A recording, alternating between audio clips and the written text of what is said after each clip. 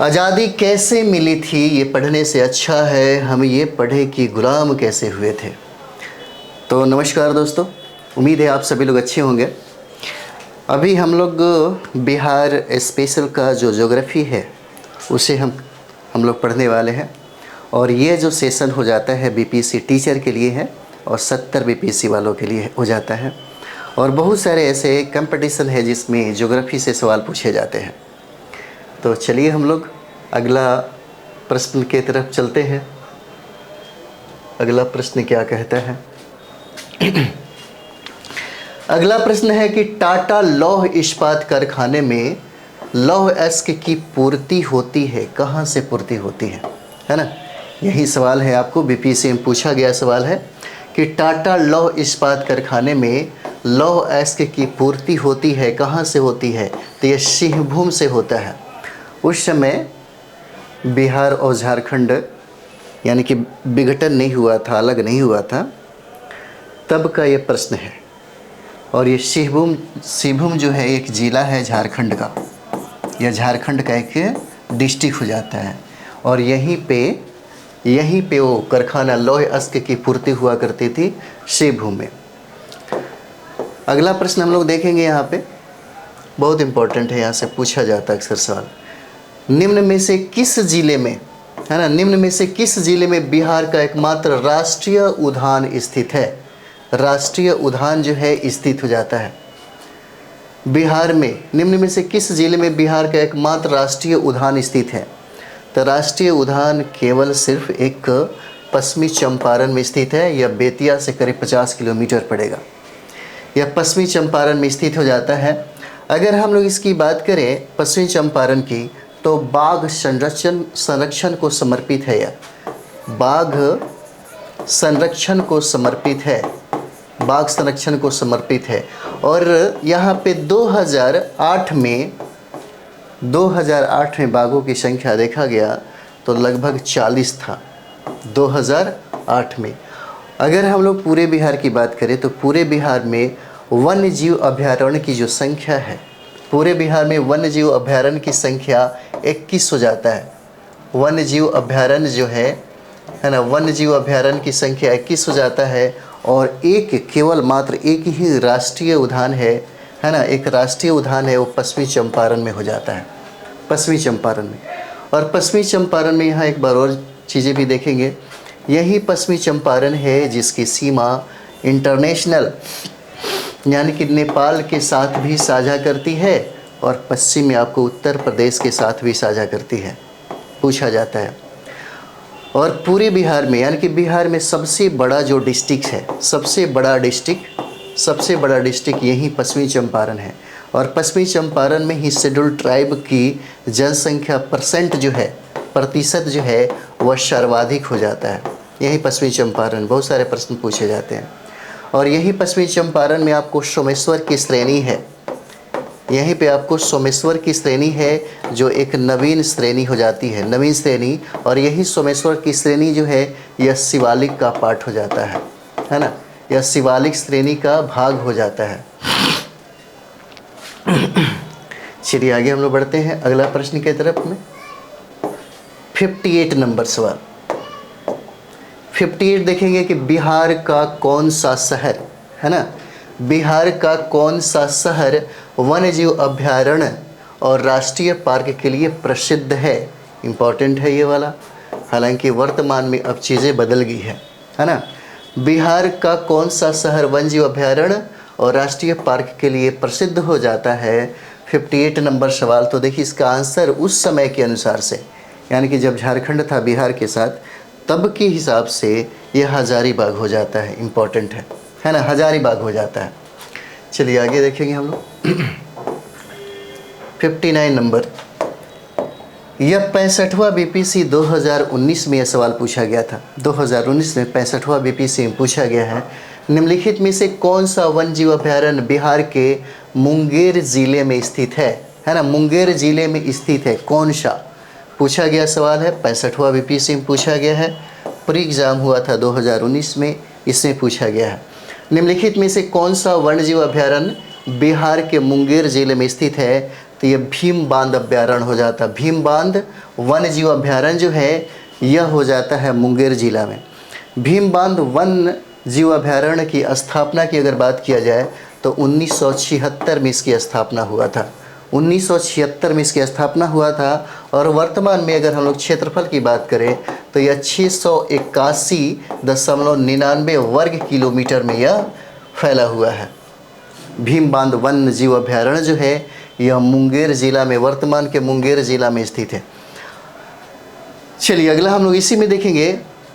यहाँ पे देखा जाए, अगर हम लोग वाल्मीकि वन्य जीव अभ्यारण्य की बात करें जो नेशनल पार्क हो जाता है, यह आपका पश्चिमी चंपारण में होगा। यह आपका पश्चिमी चंपारण में है। और यहाँ पे जो राजगीर हम लोग देख रहे हैं, राजगीर वन्य जीव अभ्यारण्य जो है यह नालंदा में हो जाता है ना, यह नालंदा में हो जाएगा। और गौतम बुद्ध वन्य जीव अभ्यारण्य जो है यह गया में हो जाएगा, यह गया में हो जाता है। चलिए आगे हम देखा जाए। अगला प्रश्न है हम लोग का, निम्नलिखित में से कौन सा स्थान बिहार में वन्य जीव के लिए प्रसिद्ध है? वन्य जीव के लिए प्रसिद्ध हो जाता है ना। निम्नलिखित में से कौन सा स्थान जो है बिहार में वन्य जीव के लिए प्रसिद्ध है? तो ये वन्य जीव के लिए प्रसिद्ध जो है यह गया हो जाएगा। आंसर क्या है? बी हो जाता है, गया हो जाएगा। और ये जो है गौतम बुद्ध है ना, गौतम बुद्ध वन्य जीव अभ्यारण्य हो जाएगा, वन्य जीव अभ्यारण्य हो जाता है। यही है आपका सवाल का आंसर, गया हो जाएगा। चलिए अगले प्रश्न की तरफ हम लोग देखते हैं। 61 नंबर। 61, कोयले पर चलने वाले है ना, कोयले पर चलने वाले 3 थर्मल पावर स्टेशन जो बिहार में स्थित है इस प्रकार है, कौन कौन हो जाएगा? तो इस समय अगर हम लोग यहाँ पे देखेंगे, यहाँ पे हम लोग देखेंगे तो वर्तमान में ये तीनों जो दिख रहा है ये आपको झारखंड में हो जाएगा। यह झारखंड यानी कि बनने के पहले यह सवाल पूछा गया था। इसका आंसर डी हो जाएगा, बोकारो, चंद्रापुर और संथाल डी हो जाता है। कोयले पर चलने वाले 3 थर्मल पावर स्टेशन जो है बिहार में स्थित है और उस समय झारखंड बनने से पूर्व का यह सवाल है। बोकारो, चंद्रापुर और संथाल डी हो जाएगा। इसका आंसर डी हो जाता है। ये इम्पोर्टेंट है, यहाँ से बहुत ये इम्पोर्टेंट आपके लिए हो जाएगा। प्रश्न पूछा गया है आपके लिए, बिहार में लीची का उत्पादन कितना है ना। 62 नंबर सवाल देखिए, बिहार में लीची का उत्पादन कहता है और इसमें 5 ऑप्शन दिया हुआ है, 5 ऑप्शन दिया हुआ है। तो यहाँ पे इसका आंसर जो है ई हो जाएगा। इसका आंसर ई हो जाता है ना, इसका आंसर जो है ई हो जाएगा। और हम लोग यहाँ पे देखते हैं, यह आपको बीपीसी और सीडीपीओ में 2018 में यह सवाल पूछा गया है। बीपीसी का सीडीपीओ है, सीडीपीओ का एग्ज़ाम हुआ था 2018 में और यही सवाल आपको पूछा है कि बिहार में लीची का उत्पादन बताइए कितने प्रतिशत होता है। तो हम लोग अगर देखेंगे कि भारत में बिहार ही है जहाँ पे सर्वाधिक लीची का उत्पादन करता है, सर्वाधिक लीची का उत्पादन करता है। और लीची उत्पादन में बिहार का जो हिस्सा है 40% हिस्सा हो जाता है। 40% हिस्सा अकेले उत्पादन बिहार करता है। और बिहार में जो मुजफ्फरपुर है ना, मुजफ्फरपुर में गाना भी निकला था, मुजफ्फरपुर की लीचियाँ, ऐसे ही है ना। तो ये वाला जो है आपको 42% अकेले, 42% की बात करें तो लगभग 42%, 55% जो है ना, 42.55% अकेले मुजफ्फरपुर लीची का उत्पादन करता है ना। अकेले मुजफ्फरपुर लीची का उत्पादन करता है। और पूरे बिहार में अगर बात किया जाए तो लीची के उत्पादन में इसका हिस्सेदारी 40% से ऊपर हो जाता है। अगर हम लोग देखेंगे यहाँ पे कि लीची उत्पादन में जो दूसरा स्थान है ना, लीची उत्पादन में जो दूसरा स्थान है वह पश्चिम बंगाल का हो जाता है ना। पश्चिम बंगाल का दूसरा स्थान है लीची उत्पादन में और यह 9.91% हिस्सा इसका इसमें हो जाता है लीची के उत्पादन में। और तीसरा जो स्थान है झारखंड का हो जाएगा। तीसरा स्थान है लीची उत्पादन में झारखंड का हो जाता है, 8.90% योगदान करता है उत्पादन में। इसका योगदान इतना हो जाता है। यानी कि पूरे बिहार में, यानी कि पूरे भारत में सबसे ज़्यादा लीची का उत्पादन जो है बिहार करता है, जो अग्रणी राज्य हो जाएगा। लगभग 40% से कहीं ज़्यादा लीची का उत्पादन अकेले बिहार ही करता है। और डिस्ट्रिक्ट की बात करें तो मुजफ्फरपुर जो है इसके लिए बहुत ही ज़्यादा प्रसिद्ध हो जाता है। चलिए आगे देखते हैं हम। 63 नंबर सवाल है। 63 है, बिहार में मैथन उत्पादन करता है ना। बिहार में क्या मैथन उत्पादन करता है, यह बहुत इंपॉर्टेंट है, पूछा जा सकता है ये सवाल, है ना। मैथन उत्पादन करता है, बिहार में मैथन उत्पादन करता है। तो यहाँ पे देखिए बिहार में जो मैथन उत्पादन जो है इसका आंसर आपको बी हो जाएगा, जल शक्ति हो जाता है, जल शक्ति। और मैथन अगर डैम की बात किया जाए, है ना, मैथन डैम की अगर बात करें हम लोग, मैथन डैम की, है ना, मैथन डैम की अगर बात करें तो यह जो है बराकर नदी पर स्थित है। मैथन डैम जो है यह बराकर, है ना, बराकर नदी पर स्थित है। और बराकर नदी जो है यह दामोदर, है ना, दामोदर नदी की सहायक नदी हो जाती है, दामोदर नदी की सहायक नदी है। और ये मैथन डैम जो वर्तमान में है यह झारखंड के धनबाद ज़िले में स्थित हो जाता है, धनबाद ज़िले में स्थित हो जाता है। एक और भी है जिसका नाम है मैथन जल विद्युत स्टेशन, है ना। मैथन जल विद्युत स्टेशन जो है वह पश्चिम बंगाल में हो जाएगा, वह पश्चिम बंगाल में हो जाता है। इस तरीके से बिहार में मैथन उत्पादन जो करता है या जल शक्ति, है ना, जल विद्युत संयंत्र की स्थापना यहीं पे किया गया था। चलिए आगे हम लोग बढ़ते हैं।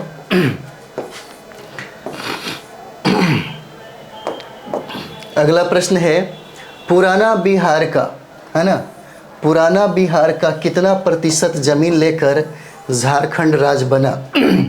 झारखंड राज्य बना 64 नंबर। इसका आंसर हो जाएगा बी, 45.85% भूमि लेकर के झारखंड का निर्माण हुआ। झारखंड जो बना अक्सर पूछा जाता है, यह 15 नवंबर 2000 को, है ना, 2000 को झारखंड का निर्माण हो जाता है, झारखंड का निर्माण हो जाता है। और वर्तमान में अगर बिहार का क्षेत्रफल की बात करें तो 94,163 वर्ग किलोमीटर हो जाएगा, 163 वर्ग किलोमीटर हो जाता है। अभी वर्तमान में बिहार में 38 जिला है ना, 38 जिला है। और झारखंड के बारे में ये भी कहा गया कि यह 14 जिला बन लेकर के इसका निर्माण हुआ था। चलिए, और पूरे क्षेत्र में देखेंगे तो 45.85% भूमि लेकर के, है ना, ज़मीन लेकर के झारखंड का निर्माण हुआ। चलिए आगे देखा जाए। 65 नंबर सवाल है। 65 नंबर सवाल, झारखंड बनने के बाद बिहार में लगभग कितने ज़िले रह गए? है ना, लगभग कितने ज़िले रह गए? 65 नंबर सवाल। देखिए यहाँ पे इसके हिसाब से उस समय में यह 37 है, आंसर हो जाएगा उस हिसाब से। लेकिन वर्तमान में अभी बिहार में 38 जिला हो जाता है, 38 जिला। और 38वां जो ज़िला है वो आपका अरवल हो जाएगा। और अरवल जो है वह जहानाबाद से टूट करके बहना, है ना, जहानाबाद से निकाल करके अरवल का निर्माण हुआ। और यही अरवल जो है यह एक नया डिस्ट्रिक्ट हो जाता है ना। अभी हाल ही में 2 डिस्ट्रिक्ट बनने की और प्रोसेस चल रही है। तो चलिए आगे हम लोग बढ़ते हैं। अगला 66 नंबर सवाल, बिहार की सिंचाई क्षमता अंततः कितनी है ना। 66 नंबर सवाल जो है, बिहार की सिंचाई क्षमता अंततः कितनी हो जाती है? 89.20 लाख हेक्टेयर है। इसका आंसर ए हो जाता है। इसका आंसर क्या है? ए हो जाएगा। मूरी जाना जाता है, बहुत इंपॉर्टेंट है, अक्सर पूछा जाता है, मूरी जाना जाता है। तो ये देखिए बीपीएससी में सारे के सारे जो सवाल है बीपीएससी में पूछे गए हैं। तो मूरी जो है ना, मूरी, इसका आंसर एल्यूमिनियम प्लांट हेतु हो जाता है ना। मूरी जो है हिंडाल्को एल्यूमिनियम संयंत्र का शोधन जो है इसकी स्थापना किया गया। और यह जो है इसकी स्थापना आपको झारखंड में किया जाता है ना। इसकी स्थापना झारखंड में किया जाता है। मूरी हिंडाल्को एल्यूमिनियम संयंत्र की स्थापना किया जाता है। मूरी इसीलिए प्रसिद्ध है और जाना भी जाता है। अगला प्रश्न है 68 नंबर। 68 में कौन सा प्रमुख उद्योग मूरी में स्थापित है? 68 नंबर जो है, 68 नंबर सवाल इसका भी वही है। देखिए 2 बार प्रश्न ये पूछ दिया है। एल्युमिनियम उद्योग से संबंधित है और ये वर्तमान में कहाँ पे है मूरी? तो ये झारखंड हो जाता है। 69 हम लोग देखेंगे यहाँ पे, तो 69 में पटना का स्थानीय समय कितना हो जाता है? 69 का है ना, पटना का स्थानीय समय कितना हो जाएगा? इसका आंसर ए है, भारतीय मानक समय से आगे हो जाता है। भारतीय मानक समय से आगे है, तो भारतीय मानक समय कितना हो जाता है? 82.5 डिग्री, है ना। ये हो जाएगा आपको 82.5 डिग्री हो जाएगा। कितना? तो पूर्वी देशांतर है ना, पूर्वी देशांतर है। और जीएमटी से 5.5 घंटा यह आगे हो जाता है, 5.5 घंटा आगे हो जाएगा।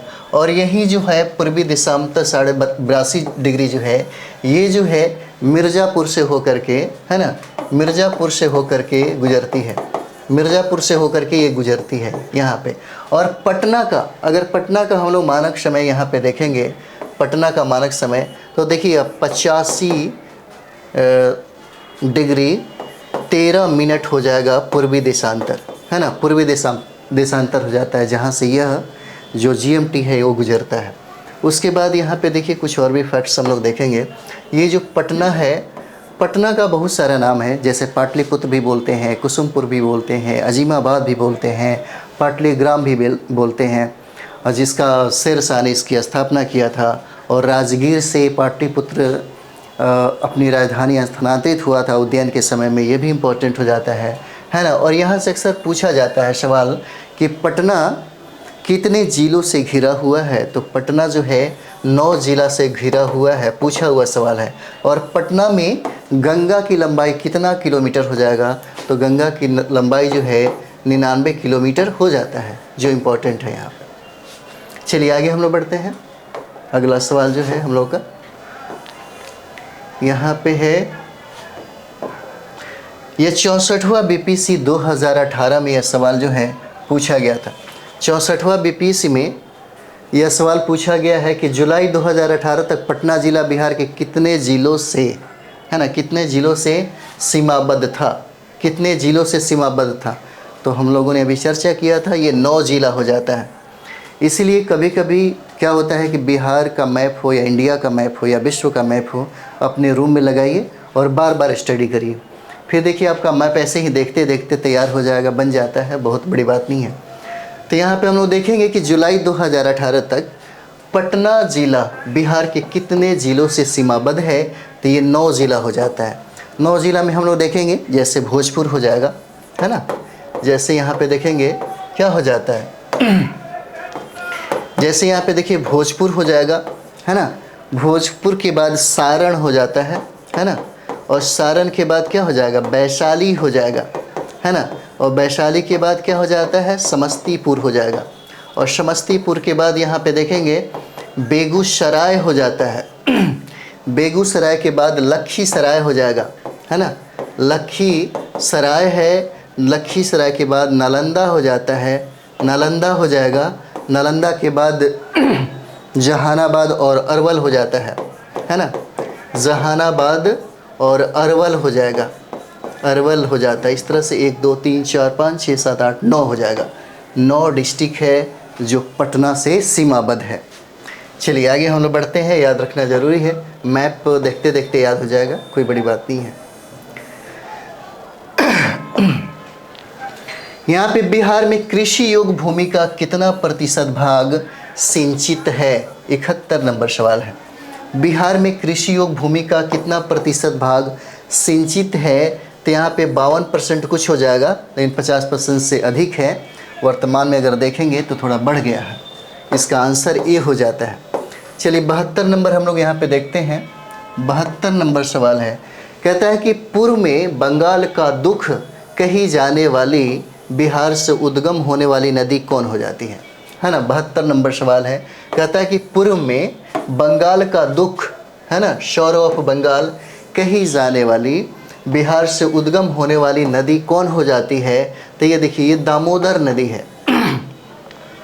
ये जो दामोदर नदी है इसी को हम लोग बंगाल का दुख कहते हैं, है ना, इसी को हम लोग बंगाल का दुख कहते हैं। और ये दामोदर नदी का जो उद्गम है ना, ये लातेहार जिला से हुआ है। और ये लातेहार जिला जो है यह झारखंड में स्थित है ना, यह झारखंड में स्थित है, झारखंड में स्थित है। जिस तरीके से हम लोग पूर्व में बंगाल का दुख दामोदर को कहते हैं, उसी तरीके से बिहार का जो शोक है वो कोसी नदी को कहा जाता है ना। बिहार का जो शोक है, बिहार का जो शोक है, अक्सर पूछा गया सवाल है, यह कोसी नदी को कहा जाता है। चलिए आगे बढ़ा जाए। 73 नंबर सवाल है, कहता है कि बिहार में उत्पादन की दृष्टि से, है ना, बिहार में उत्पादन के दृष्टि से चावल के बाद दूसरी फसल कौन हो जाती है। तो दूसरी फसल कौन हो जाएगी चावल के बाद? चावल के बाद जो है, जैसे चावल का स्थान क्या है, चावल का सर्वाधिक उत्पादन होता है, उसके बाद गेहूं का सर्वाधिक उत्पादन होता है, उसके बाद क्या है, मक्का का उत्पादन होता है, उसके बाद चना का उत्पादन होता है। अच्छा, चावल के उत्पादन में कृषि कर्णम पुरस्कार की अगर बात किया जाए, है ना, तो चावल के उत्पादन में 2011 और 12 में 2011 और 12 में कृषि कर्णम पुरस्कार मिला था, क्योंकि जैसे ही सबसे ज़्यादा उत्पादन होता है तो यहाँ पे पुरस्कृत किया जाता है राज्यों को। तो चावल के उत्पादन में 2011-12 में कृषि कर्णम पुरस्कार से सम्मानित किया गया। उसी तरीके से गेहूं के उत्पादन में 2013 और 14 में सबसे ज़्यादा यानी कि सर्वाधिक गेहूं का उत्पादन हुआ, तब गेहूं के उत्पादन के संदर्भ में भी बिहार को कृषि कर्णम पुरस्कार दिया गया, है ना, कृषि कर्णम पुरस्कार दिया गया बिहार को। उसके बाद मक्का के उत्पादन में 2 बार दिया जाता है, एक है 2015-16 में और एक हो जाता है 2016-17 में। 2 बार कृषि कर्णम पुरस्कार मक्का के उत्पादन में दिया जाता है। और एक बार जो है फिर से गेहूं के उत्पादन में, है ना, गेहूं के उत्पादन में पांचवी बार जो कृषि कर्णम पुरस्कार है 2017 से लेकर 18 में इसको 5वीं बार कृषि कर्णम पुरस्कार मिलता है। चलिए आगे बढ़ा जाए। अगला प्रश्न है 74 नंबर। देखिए, यही सवाल पूछता है कि बिहार के मुख्य खाद्यान्न फसलें कौन हो जाता है ना। तो सबसे ज़्यादा उत्पादन किसका होता है? चावल का। चावल के बाद गेहूं का और गेहूं के बाद मक्का का उत्पादन हो जाता है ना। इसका आंसर क्या है? ए हो जाएगा। इसका आंसर जो है ए हो जाता है। चलिए आगे बढ़ा जाए। 75 नंबर सवाल है। 75 नंबर सवाल, बिहार में कृषि का स्वरूप क्या है ना। बिहार में कृषि का स्वरूप क्या हो जाता है? 75 का। तो 75 का हो जाएगा। इसका आंसर क्या है? डी हो जाएगा, केवल 4, यानी कि आत्मनिर्भर हो जाता है। 76 नंबर सवाल हम लोग देखेंगे। 76 नंबर सवाल है, कहता है यहाँ कि निम्न में से इनमें से कौन सा सत्य है ना। 76 नंबर, इनमें से कौन सा सत्य है? तो यहाँ पे देखिएगा, यहाँ पे जो सत्य है आपका, बिहार कोयले और अवरक का मुख्य उत्पादक रहा है। बिहार में एक सदनीय विधान पालिका है। बिहार को उड़ीसा से 1911 में अलग किया गया। झारखंड राज्य बनने के बाद बिहार की सीमा उड़ीसा से सटती है। सिर्फ इसका आंसर क्या है? ए हो जाएगा, है ना। क्या हो जाता है? इसका आंसर ए हो जाएगा। ठीक है, चलिए आगे बढ़ते हैं। 77 नंबर सवाल। 77 देखिए, पलामू किस खनिज के लिए प्रसिद्ध है ना। पलामू जो है ना, 77 पलामू किस खनिज के लिए प्रसिद्ध है? किस खनिज के? तो ये देखिए, लौह अयस्क के लिए खनिज, ये लौह अयस्क के लिए है, यह प्रसिद्ध हो जाता है। पलामू में बहुत सारा खनिज जो है उत्पादन किया जाता है, खनन होता है यहाँ पे पलामू में। जैसे में यहाँ पे देखेंगे हम लोग तो वाइराइट हो जाएगा, है ना। यहाँ पे वाइराइट भी मिलता है, डोलोनाइट भी मिलता है ना, डोलोनाइट भी मिलता है। उसके बाद देखेंगे यहाँ पे ग्रेफाइट भी मिलता है, और ग्रेफाइट के बाद यहाँ पे बॉक्साइट भी मिलता है ना। यहाँ पे बॉक्साइट भी मिलता है। और यहाँ पे देखेंगे फायर क्ले भी है ना, फायर क्ले भी मिलता है। और यहाँ पे मैग्नेटाइट भी मिलता है आपको, है ना। यहाँ पे मैग्नेटाइट भी मिलता है, और बहुत सारे लौह अयस्क है जो पलामू में, यानी कि पलामू कहाँ पे है? ये झारखंड में है। यहाँ से इसका बहुत सारा उत्खनन और उत्पादन भी होता है, बहुत सारा चीज़ें हैं। तो इसका आंसर क्या हो जाएगा, ए आंसर हो जाता है। चलिए आगे बढ़ा जाए। 78 नंबर सवाल जो है, 78 नंबर, देशों के कुल खनिज उत्पादन का कितना प्रतिशत बिहार में प्राप्त होता है।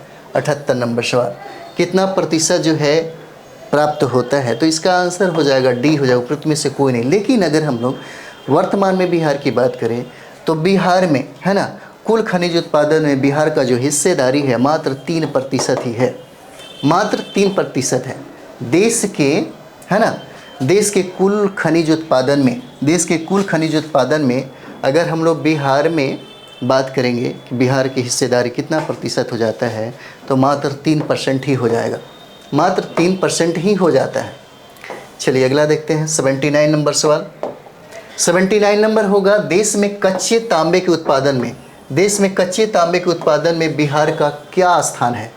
79 नंबर सवाल जो है ना, 79 नंबर सवाल, देश में कच्चे तांबे के उत्पादन में बिहार का कौन सा स्थान हो जाता है, तो बिहार का ये जो है यह दूसरा स्थान हो जाएगा, है ना।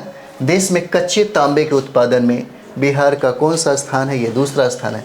देखिए अगर देखा जाए लेकिन वर्तमान में अब नहीं है ना, वर्तमान में अब नहीं है। अगर हम लोग देखें कि तांबे के उत्पादन में नंबर 1 स्थान जो है मध्य प्रदेश का हो जाएगा।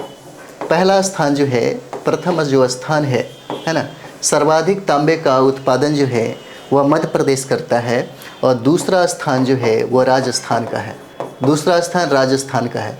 अगर हम लोग पूरे विश्व में सबसे ज़्यादा तांबे का उत्पादन की बात करेंगे है ना, तो ये यहाँ पे चिली हो जाता है।